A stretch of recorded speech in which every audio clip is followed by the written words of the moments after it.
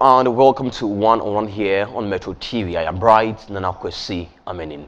And on the show today we are talking Galamsey, the National Cathedral, and also priesthood with a man who is strongly opinionated about the National Cathedral and also mining illegally here in Ghana. Stay with me here on the show.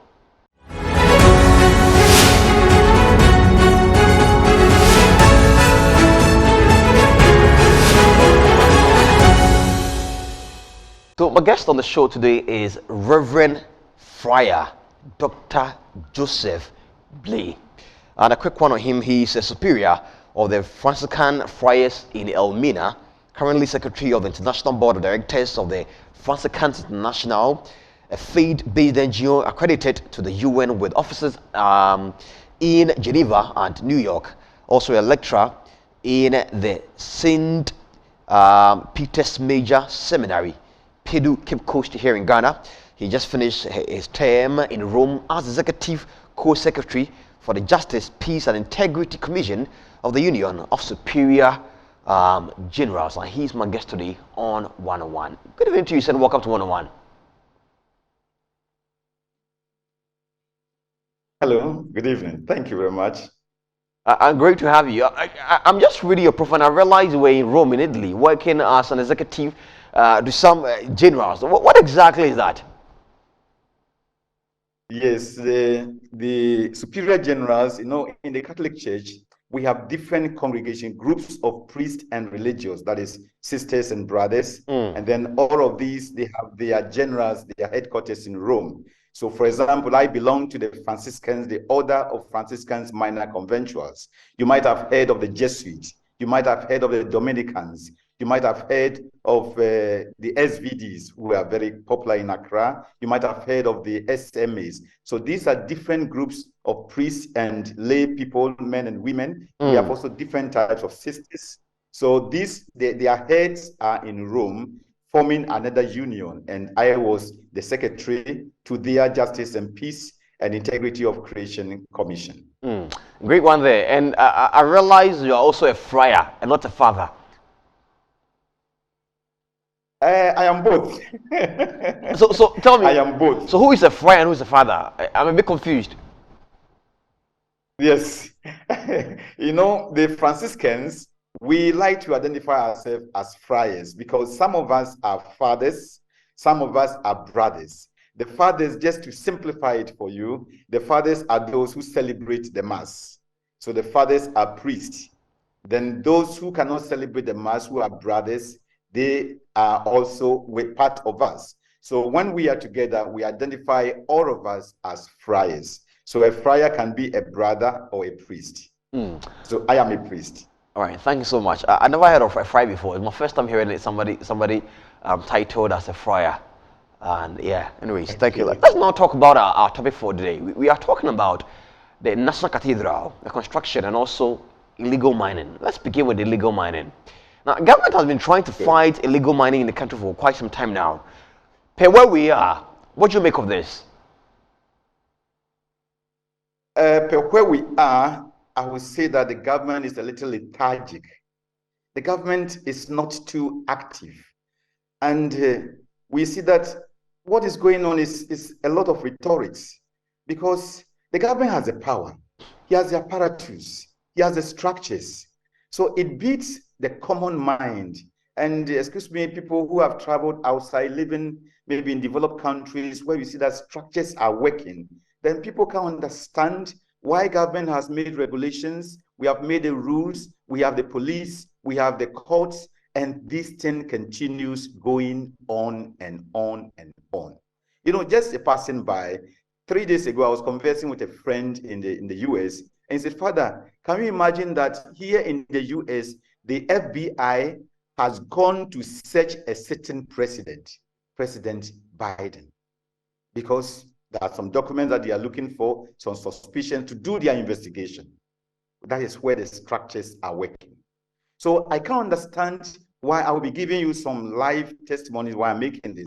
So I can't understand why here we have a country where, let's say, even the foreigners, you have Chinese engaged in mining, where the law says that it is completely prohibited for foreign nationals to be involved in the small-scale gold mining. And here they are caught in the act. And what is happening? So at the end of the day, you come to see that our government is very, very lethargic. It's just sleeping. It just doesn't want to do it and throwing dust on the air. You believe the strategy taken by the government is not working. What could be the alternative to all this? I don't think it's not working. They don't want it to work. For me, that is what I say. If the strategy is implemented, it will work. But they don't want it to work. And now I am convinced by what people are saying that, yes, at the end of every or behind every Galamsey, there are always political gurus behind. There are always political. So the political gurus are the ones who are playing the strange. So they don't allow the police to work. So sometimes people may accuse the police that, oh, maybe they are condoning, but at the end of the day, when you listen to their stories, they are under authority. As the centurion will say, I am a man under authority. I say to this one, go, and he will go. So the police are also protecting their life. They have to live their life. So when the police says, yes, I want to go strictly by the law, at the end of the day, they are under somebody. They will transfer them. So somebody said, well, I came to this region. I wanted to implement it. Within 6 months, they have transferred me. I went to another place. Within 6 months, they have transferred me. I'm a family man. My wife has a little trading. My children are schooling in Kumasi. They transferred me to Koforidua. From Koforidua, I come to Agomenya. When every 6 months, what is happening to my family? So my family, it's at a risk. So at the point, when you see all these things that is going on, they must also just give in. So we are not allowing it to work. And Reverend, one way or the other, community leaders have been also fingered in this menace to be supporting the foreigners and those who come into the communities to mine illegally. I mean, is it that the checks are not being done properly, or these community leaders find favor in making sure that their communities are destroyed? I think, in my opinion, no, I wrote a dissertation. My dissertation for my PhD is a phenomenological study of artisanal small-scale gold mining in Ghana, rural poverty mitigation or rural poverty aggravation. And one of the recommendations I made that if we are really serious to want to work on this thing, let us empower the local community.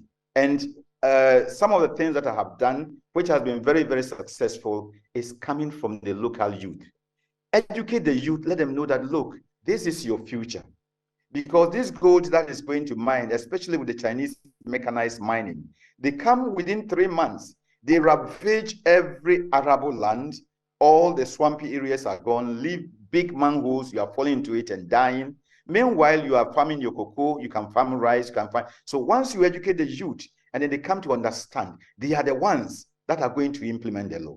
Because we have come to see that sometimes the police are not, as I've explained, even when they want to do it, they have these people behind them. So if the youth take it into their hand, they are arresting people, sending them to the police, then the social movement will follow up. As recently, you might have heard their same Chrome case. Their same Chrome case, the youth there went and caught 2 Chinese right in the act. They caught 4 Ghanaians who are also accomplices. They took these people to the police. Now the case is in the Yoso Regional Police. So we are watching and following what is going to happen. Now, let's talk about the fact that you are saying that government shouldn't give licenses to small-scale miners. Why do you say that? No, I'm not saying government shouldn't give license. If government is going to give license and government is going to implement what the regulation says. But so far, you see, I define Galamsey not just using pickers and this, but Galamsey is now any form of mining that is illegal. So what is going on in Ghana, the Galamsey in Ghana now is both licensed and unlicensed people. Recently, they've been talking about Akonta mining, which is now on a different sphere. Now, if you go there, Akonta mining has all the license, they have everything. But what it's doing is illegal. If you have license, why do you mine in the forest? That is illegal. So it becomes a Galamsey. If you have license, why are you throwing your debris into the Tano River? It becomes a Galamsey. So anything that is illegal now is Galamsey. So my position is, if small-scale miners are not going to live by the rules and regulations, then don't give them license. because you can't trust them. But isn't it also another way to help stop the Galamsey or mining or illegal mining, by putting a halt on general mining activities in the country for some time to make sure that we recover the land first? What do you make of that as well? That means stopping for the meantime. Yes, the government tried it once in 2017, that let's place a moratorium, and then the moratorium came just after getting to the time of the election. They uplifted it. So we are playing politics with it. So we bring in something and we are not implementing. So that would be the ideal. Stop it for the meantime, withdraw all licenses, and then those that have even gone against the rules, can we prosecute them? So that people will know that the government is now serious. If I go against the regulation, they are going to prosecute me. But nothing of this has happened. So that would be the ideal. Can we hold it on? But now, even when we place the moratorium, people are still mining, because they send the police, the soldiers there. In my research where I went to Yawa, they said, Father, the soldiers came, they only came to enrich themselves. The police came, they only came to enrich themselves, because they know that at the end the government is not serious. And you are saying this based on your own discussion with some of the community members? With my own research. This is my research. I have everything with the quotations, all that the people say. It's here. This is a primary research that I did. So security personnel who are sent to the communities to make sure that they guard the place from mining or illegal mining go there to enrich themselves, according to your research? Exactly. From my research. I did a research in 4 communities. I was in the Hiawa, in the western region, along the Ankobra, one called the Himan, then another one called Bekwai. Then I also went to Aguna Mamfi for my earlier research in 2019. And that is what they all say. But then what exactly could be the alternative? Because I know that the Minerals Commission is having the alternative livelihood project, where they are almost giving out seedlings for palm fruits and all that. About 480,000 palm fruit seedlings were given some members in some people in some communities in the eastern region, and about 3,000 members in the community actually had direct work to do and all that. What exactly could be some of the best alternatives to ensure that we deal with illegal mining, aside the fact that these seedlings are being given out to farmers in the mining communities by the Minerals Commission? Now, let me just tell you one thing about the seedlings. It's something good. First of all, it's good. But when you have the seedlings, you need water to water them, especially when during the dry season. And from my research and from what I saw, I have pictures and everything, people were telling me, even the river, Ankobra is about 200 kilometers long river in Ghana, and the width is about 50 meters, very, very long, big river. They can't even fetch the water to water their plants, because the whole thing is just a debris. It's just a muddy pool. I give you another example. In my hometown, I come from Jema in the Awin municipality. They are constructing, thanks be to God, the government awarded our road from Enchi to Elubu. They are constructing it by the Chinese firm. You know what? The Chinese, they just need dirty water to water the road to avoid the dust. They can't fetch from the Boyne River, which is one of the biggest tributary of the tunnel. They can't even fetch the dirty water because it is what? All muddy puddle. They have to travel to Jima, my hometown, where by God's grace, the people say no to Galamsey before they can find good water. So even the planting, yes, we are planting, but water is first. So we need to protect our water. We need to take them away from the water. Then we come on to the planting. Then secondly, in terms of the planting, we need to reclaim the land. Have we reclaimed the land? So when the land is reclaimed first, then secondly, if the land is reclaimed, have we looked at the chemicals that are in the land? Because the mercury has now overpopulated in the land. If we are just planting trees that are not fruit-bearing trees, maybe fine. But if we are going to plant tuber farms, again, there was a research by somebody around Takwa area, where tuber plants, Ghana, we eat a lot of tuber crops, cassava, yam, cocoa yam, and those areas, the tubers are full of mercury, which is too much for human consumption. So there's a lot to put into consideration if we are really thinking about building a country. If you are building the country, it is the people, the right of the people, the dignity of the people. And that is what we have to look at. Now, you speak of making sure that the land is not mercury contained before farming is done in order not to affect the lives of people. But here we are, and according to some research that I read, it will take about 40 years to fully reclaim or recover a land to its old state. And imagine we waiting for 40 years to get all these things done.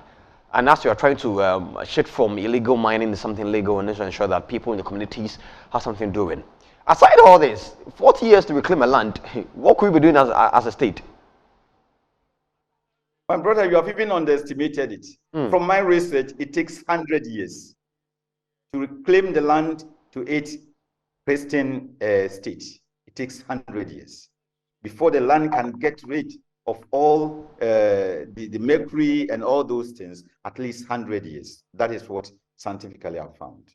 So that means we can reclaim the land now. No, you reclaim. So the claiming, of course, just filling, you fill it. But to return it to its pristine state, that is the natural state for plantation, for food cropping, that is what I mean. The reclaiming is just a matter of filling once you have the money. So once you have the money, that is a different thing.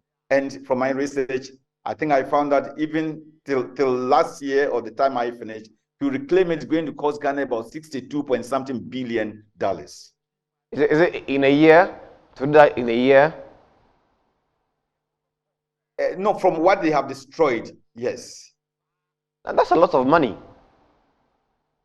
A lot. That means after reclaiming, so you are still going to need some extra money to make sure that you return the land back to its usual state. Pristine state, yes. You need more money.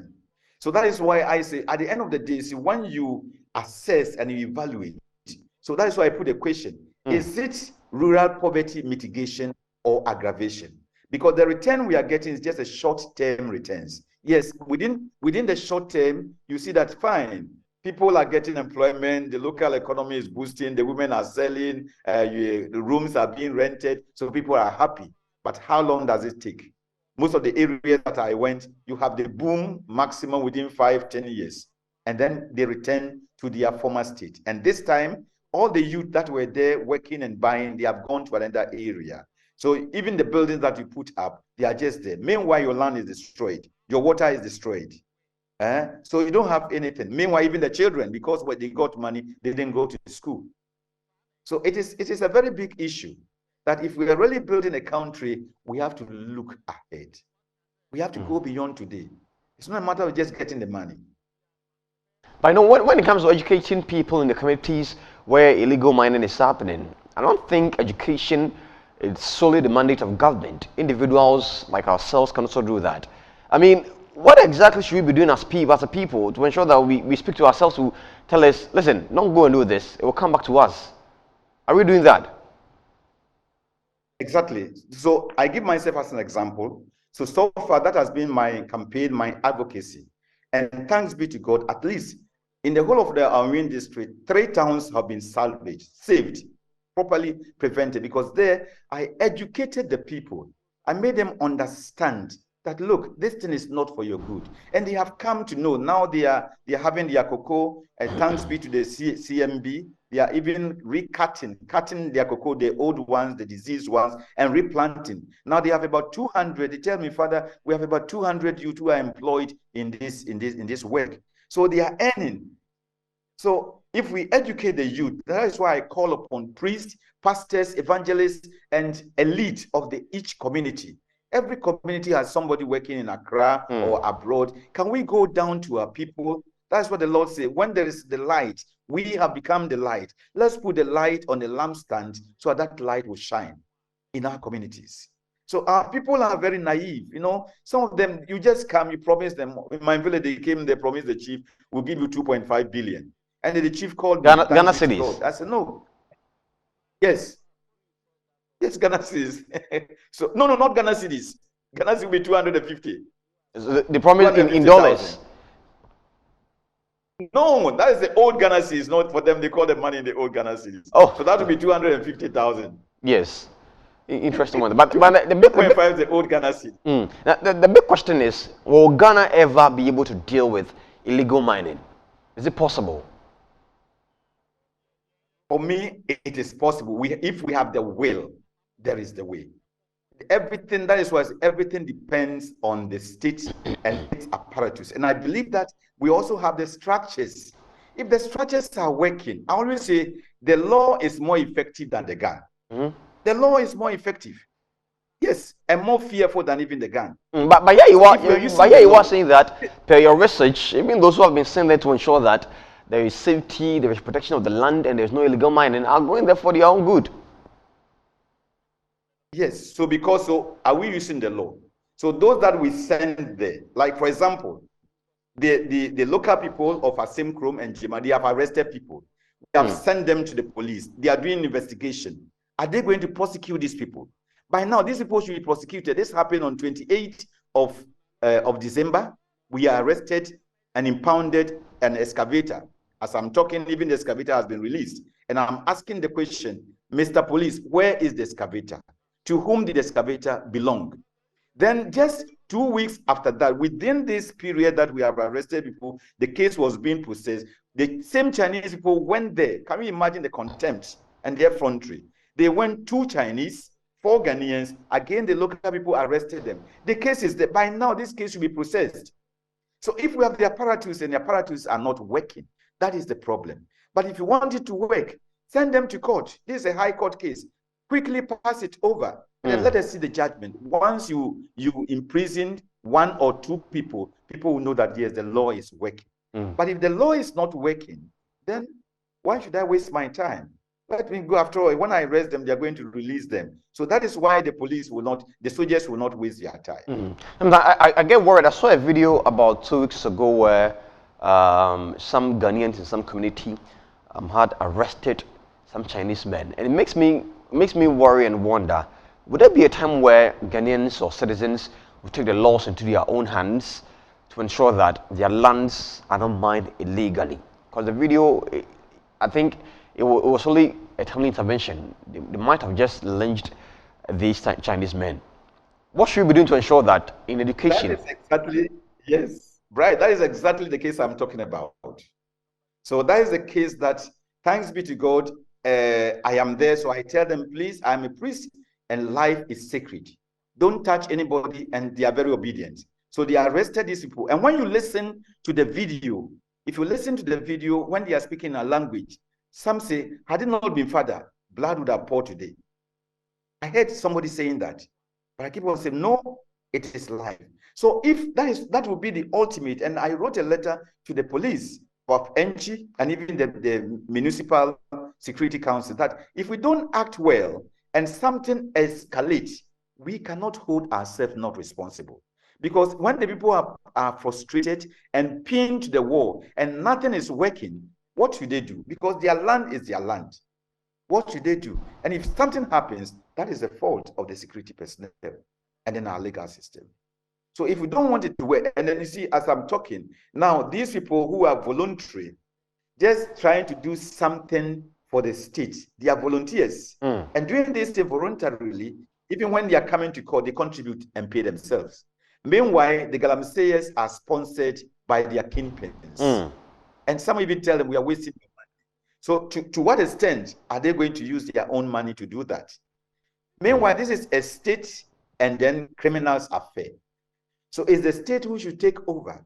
So they frustrate the good citizens at a point that they will say... Reverend, I want you to hold on. We are going for a very quick break. When we come back, we are still going to be talking about the Galamsey, illegal mining, and also we are going to be looking at the National Cathedral, the construction, and what you've been saying about it. You've been wondering who or which church will be managing the cathedral when the building is completed. Stay with us. This is 101 here on Metro TV.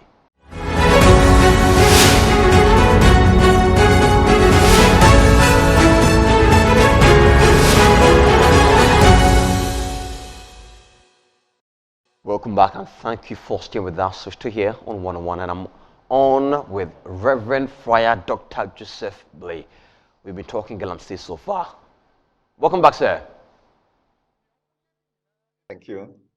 Great. So before we went for the break, we were talking about Galamsey and what exactly might happen if the government doesn't act strongly, because you've seen a couple of Ghanaian youth taking the laws into their own hands and making sure that they prevent some Chinese men or foreigners mining their lands. Continue from there, please. Yes, so as I was saying, if the government doesn't take action, the people will be frustrated and they will not give up their heritage, their livelihood. They need to live. So what do they do? This can easily explode into violence. And if that happens, then it means that the security personnel, the legal system in our country has permitted it. In fact, when you look from the research in other countries, if you look at places like Congo, even Burkina Faso, some of the conflicts there, South Africa, and some countries in Africa, there is always war or this violence connected with the gold and mining. So if we are not lucky, especially when we are dealing with the border towns like the Asim case, our area, and these things escalate, it is very easy for other rebels to easily come into the country. So the security personnel have to look beyond what we think is just something simple. There's so much connected with the mining and Galamsey. Let's now talk about the famous National Cathedral construction. I mean, you have your own opinion, asking questions as to the management and all that. Before you even talk about the management, there's a lot going on with the construction of the cathedral. Yes. You know, reflecting on it, let's go back to the scriptures. No, nobody is saying that it's a bad thing to build a house for God. Ghanaians are very religious, as we all know, and people sometimes use even God to just deceive us. Once you come, I'm a Christian, I am this, I was this, then of course you are getting people voting for you, thinking that the mere fact that you say you are a Christian, you are going to deliver. But if you look at in the scriptures, when David wanted to build a temple, he gathered everything, prepared everything, and what did the Lord say? The Lord asked Nathan, go and tell my servant David that he is not the one to build the temple. He was to come to consolidate the empire, the people, the state of Israel, to build a monarchy. I'm going to establish a dynasty for him. But it is his son who is going to build the temple. So the question is also about the right time, the timeliness of building this national cathedral. Is it the right time? Considering the economic hardship of the people, considering people who are studying on the school trees, considering our lack of roads, considering all the many difficulties that we are having, even the pulling down of the houses of the judges without making provision. So can we imagine where the judges are staying now? I don't know whether they are renting houses. Are these all not national expenditure? So is it the right time? So for me, since we are doing something for God, let us look again into the scriptures. That it could be something good. But if we are looking practicality, what we are facing now, is it the right time? Because God wants the people to be alive in order to save him. If the people are not alive, if the people are not happy and comfortable, how can they proclaim the goodness of God? So I will look more now into the rightness of time, the timeliness, the kairos of it. Is it to say that you are suggesting that they put a halt on the construction until the economy bounces back? Yeah, probably God is saying that, yes, that is fine, but it wasn't the right time. Or probably I didn't need it now. So sometimes when we are using things in the name of God, just to win easy points from the people, God will come out. Can we, you see, if you are doing spiritual things, can this also be an interpretation? With all the hula baloo that is going on, with all the corruption that is going on, with all the siphoning of money that is going on, can it also be an indication that God is saying, I think I didn't say this, or I didn't mean this now? If we are doing spiritual things, can we have a spiritual interpretation of what is going on now? The president says it's a thank you to God, and it has to be built. Are you not happy about that? Yes, but thank you to God. But will it not be a thank you to God? You say, well, I want to have my people live where I want to uplift Ghana. I want to make sure that our economy develop. I want to make sure that the waters are protected. I want to make sure that our land, that can be also the best thank you. So that here you have 30,000 Ghanaians joining to say thank you for now. And then maybe the right time will come again when everybody is happy. Even Ghanaians will contribute to build it. So I'm looking at it from the spiritual point of view. There can be a spiritual interpretation that God says, maybe this was not probably my choice now. Your colleague pastors who are members of the board of trustees, some of them have resigned due to some reasons, or to say even connecting to the fact that some of them believe that there should be a time hold, like you just mentioned, on that. Now, listening to this and hearing this, what message does it send to you? Yes, so again, my question is, what is God telling us? So if people who are on it, very reputable churchmen, men of God, very reputable, they have seen that something fishy, something is not going well, despite all their effort. The men of God, they are very reputable. So if things are not going well, they were doing things behind them, as some of them have testified, then probably what can we read spiritually? What is God telling us? Is God saying, well, this is something good, but probably that is not my project? You know, when you read the scriptures, sometime in the, I think, second Kings, there was one prophet called Micaiah in the time of King Ahab. And Ahab was going for war, and everybody, all the prophets would say, yeah, that is very good. Go ahead, this is fine. And then when he called King Jehoshaphat to come and join him, Jehoshaphat says, have you consulted all the prophets? Say, yes, everybody says fine, but there's only one. Say, consult him. So no, this one is always against me. Then he's called Micaiah. So Prophet Micaiah came and said, Ahab, you are going to this war and you are going to die because it's not from God. So sometimes the majority, you know, we can have also people who just want to please maybe the authorities in the name of God, saying things that is fine to them. So you need to listen. If you want to do something from God, listen to all the stakeholders, listen to everybody, and then let's hear what is God doing. But even if we didn't do it, because we cannot twist the hands of God, God will still speak his mind, tell us what he wants. So what is going on, I will interpret it spiritually, that what is the Lord telling us? What is the Lord telling us? Something that was started to be built by the president's own pace. Then other Ghanaians are going to contribute. Then now we say that we have some funds from here and here coming in. And even using the state funds, now the funds cannot be found. What is God telling us? Now What is God Imani Africa released some 10 pointers, as you say, that they believe are the problems facing the construction of the National Cathedral. Let's start with value proposition, where they talk about the fact that there are over 40 Orthodox churches in the country. So why do we necessarily need to build a National Cathedral? Is that an argument to have? Yes, I think that is an argument, because see, that is the point that first of all, Ghana is not a religious state. Ghana is a secular state. So as a secular state, all we need is a big stadium like that's what Kwame Nkrumah had, the Black Star Square, for our national gatherings. So for our national gatherings, we have the Black Star Square. If it is smaller, we can just make another one. If we need a gathering for church purposes, it's not even, as I say, normally we just gather there to say prayers. If anything, for Thanksgiving something, we just enter into one of the big cathedrals or big basilicas that we have in the country. Besides, even the one that we are going to build, what is going to be the capacity? It will still, even when we want to gather all the people there for maybe something like the independence, it will still be small. So there will still be the need of an open air space for public gathering. Now, another question So Money I Africa agree is with that asking point. is, if the president says the Christian community is really happy about the National Cathedral, why are we not seeing philanthropies from the Christian community contribute, or the churches take it as their project to build a cathedral rather than wait for some money from somewhere to have it done, causing all these problems left and right?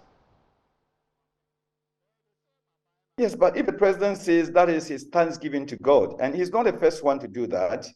President Felix Houphouët-Boigny, as I mentioned, he built a cathedral for Cote d'Ivoire, and he did that from his own purse. He did that without asking for anybody, without taking anything from the state. So if you, for what God has done for you, says that you want to do this in thanksgiving to God, that is very fine. That is very fine. So why do we now turn to philanthropists or turn to other people? If they also want to do something, they will do it in their own. And I believe a lot of people, there is one man from a central region who has built a church for the Archdiocese of Cape Coast in Asinjaka. So people are doing that in their own name. So if you want to do that, do it, but don't just start and then now pull the people's and the public purse into it. And that is what I question, that what is God telling us? So you frown on the fact that people are contributing, or churches are contributing for the cathedral to be built. You want to see the president build it with his own pocket money. Well, if churches are contributing, fine. I will not frown upon that, but I will not also oblige churches as if they are guilty. Why are we doing something in the name of God and the churches are not contributing? No, I will not oblige them. But if voluntarily they want to do that, fine. That is something in the name of God. Now, there have been a lot of figures mentioned when it comes to the construction of the cathedral. Listen to this. So, from Imani, it says from an initial estimate of 100 million, the financial commitment climbed to 190 million US dollars, then to 290 million US dollars. Late last year, it was said to be 350 million US dollars, and now, according to the General Counsel of the lead contractor, it is 400 million US dollars. None of the justifications for these estimate revisions have been shared with the public through public funds are being used. So questions about how monies are being managed with the construction has also come on board. What do you make of this? You know, it's very interesting.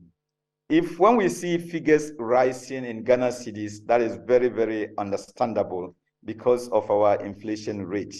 But normally when you are doing things like this, you quote it in hard currency. And hard currencies are very stable, very, very stable. The euro is quite stable, pound stable, dollar stable. So if within 6 years, and a project from 100 rises to 190, then to 300, then to 400. It makes me laugh. There's a book called Murder in the Interest of Murder in the Cathedral. So this is like corruption in the cathedral. So what is happening? That where were our experts? This way we have experts, we have the quantity surveyors, we have the architects, we have all these people who put everything into consideration and quantified and said that this is going to cost 100.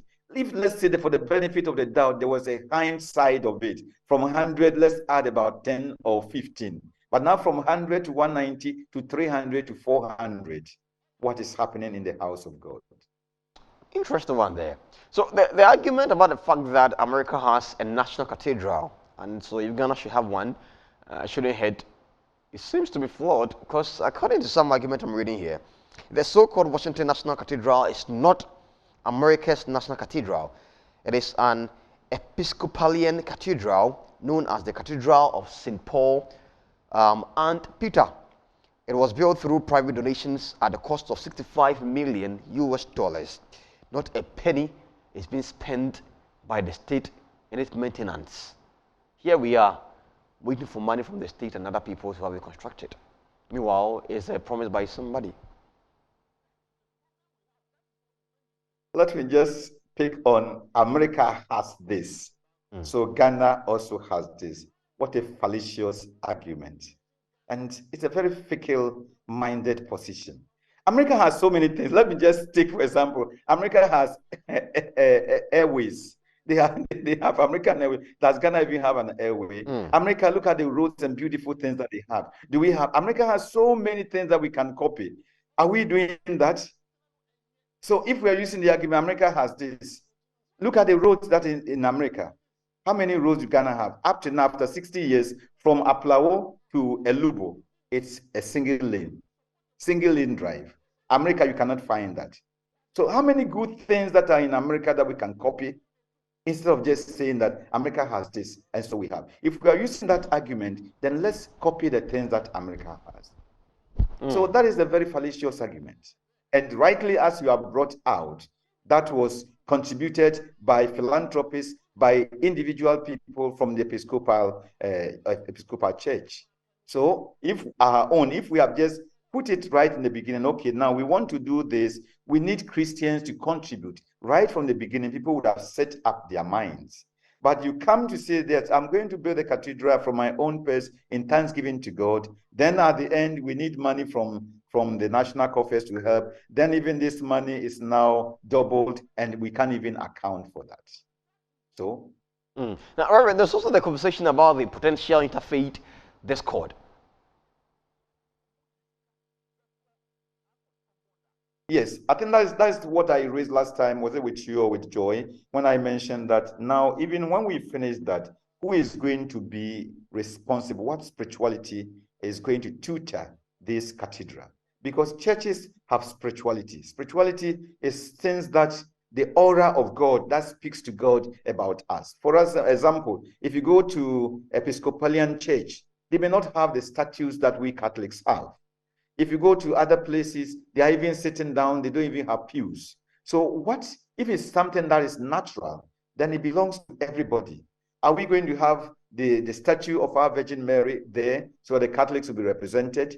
Are they going to have other things representing everybody? If we are going to do that, that is going to be a kind of, we call it syncretism, where you have everything there and it belongs to nobody. So the administration, the care, the spirituality of it, I still stand to what spirituality are we going to entrust the national cathedral? And even aside that, there is the categorical confusion, because we are told that cathedral is not associated with all churches. The technical term, and not all churches build cathedral. It's only the Episcopal ones that build cathedrals. And so even if you say cathedral, a national one for all Christianity. And the Catholic. We also Catholics. It's a bit of confusion, right? Explain to me what that means. Yes, because you see, cathedral, it's coming from a chair. So for us Catholics, the cathedral, the Episcopals, they picked it from the Catholics. So the cathedral is the seat of authority for the bishop, who is the head of the diocese. So the cathedral becomes the head of the churches. Okay, so that is why even in Rome, the St. Peter's Basilica is not the cathedral of the Pope. The cathedral of the Pope, where the Pope's official chair is at the seat of the governance of the diocese, is in John Lateran. So that becomes the national cathedral for the church in Rome. Okay, so where the Pope sits or where the bishop sits, that is the head of the church. So here, if we say that we are building a cathedral, are we going to have a national head of Christians? Something like maybe the Muslim, they have the chief imam, the national chief imam. In our case, that is not it, because we have different denominations. So those who are making that argument, I think it's a valid argument, because a cathedral is a seat of governance, a seat of authority, the seat of the power of the bishop of the diocese. Let's talk about the cost-benefit analysis, how to maintain it. And now, according to what I'm reading here, it says the government has entered into secret pacts with the Museum of Bible, MOTB, Nehemiah Group, and Carisamis, all linked to the Green Organization in the US, for assistance in developing Christian tourism around the National Cathedral when finally built. Now, the experience of these individuals and organizations in their own backyard and operations prove that Bible museums are extremely hard to run and fully cover cost. How true is this?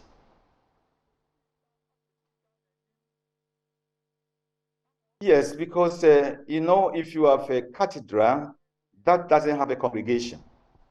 Because when we have the congregations are coming there, we have different church functions, they are contributing, and that will be used for I believe that with our weather condition, if you want to make it standard, we have to have the air conditioning. If it were abroad, they have the heaters and then the cooling system, and all these are very, very expensive.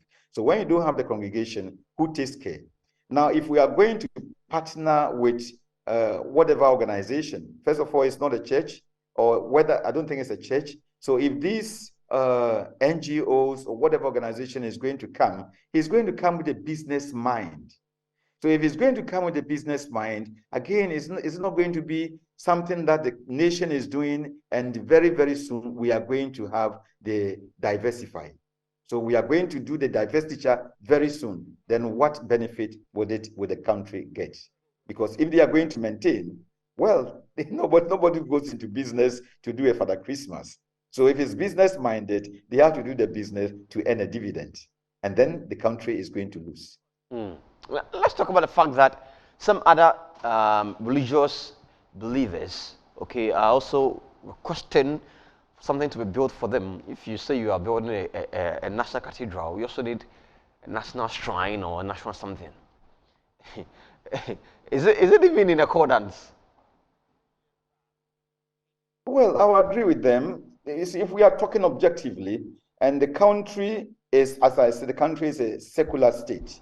So if it's a secular state, everybody has a right to religion. So if from the national coffers, first of all, if it's from the national coffers, if it's not from the national coffers, then they don't have an argument. If, let's say, the president did it, we have volunteers who are contributing to build it, then here, all that they can ask the state, okay, give us a piece of land, we're also going to build our own. But immediately you use the national coffers, then they have an argument. They have an argument to say, well, we also need a share of the national cake because we are citizens of Ghana, we pay tax, and we all contribute to the national coffers. So that would be a valid argument. But wouldn't we be building a monster if this argument continues? We'll be building what, a monster? Yeah. I mean, so to say. No, why do you say a monster? A monster for which people? For you chaos. Mean the National Cathedral, for chaos, because if you build National Cathedral and other religious bodies also request for shrines and all that to be built for them, where are you getting the money from? Already you are suffering in getting money to build a cathedral. Yeah, so that's good. So that is why we have to, whatever we are doing, see, we have to look at things very, very objectively. So objectively, if we say this is, first of all, what defines Ghana? Ghana is a secular state. So if it's a secular state, and then people are, and it's a state that we have also freedom of religion. So if people are freely contributing, doing that, then you have no case. But if something is coming from the national coffers, then everybody has the right to claim. So when we are doing things, we have to look at the loopholes from what we are doing, except if we are going to argue that, okay, now there can be a caveat that, well, any religion that has about over 50% of the population, or let's say even 45% of the population can claim a national cathedral. That can be a way out. And going forward, what advice are we going to give our Christian brothers or anyone who is involved in the building of the National Cathedral, including government and the president himself? What I will advise, if we are doing things for God, as Jesus said, you are the salt of the earth. So when the salt loses its saltness, it is good for nothing. You are the light of the world, and the lamp, no city on a hill can be hidden, and a lamp is not laid to be put under the bed. So this is it's a litmus test for what Christianity is in Ghana. So those of us who are really involved, I keep on saying, what is our saltness? So this is a very big test to us. So if we are really up to the business, then let us know that here is a test for our corruption, that corruption is eaten everywhere into Ghana. And if we allow that to enter into the project that is in the name of God, then here we are losing our saltness. We are losing our saltness. We are putting our light under a bushel basket. So that will be my advice, that those who are there, and I respect those who have resigned. That is something that Ghanaians, we are free to do. When you live by principles, we must live by principles, live by values. That's what makes the Christian. So the Christian principle is, I want honesty, I want transparency. So if something is going on and it's against my principle, better resign. So I respect and salute those who have resigned based on their Christian principles, that something is going on that I don't agree. That I don't agree. I think that is the best thing that to do. Reverend Friar Dr. Joseph BLAY, thank you so much for time with us in one-on-one. I'm grateful.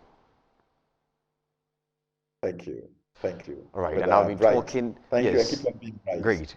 And he is Superior of the Franciscan Friars in Elmina, currently Secretary of the International Board of Directors of the International Board of Franciscan International, a faith-based NGO accredited to the UN and offices in Geneva and New York in America.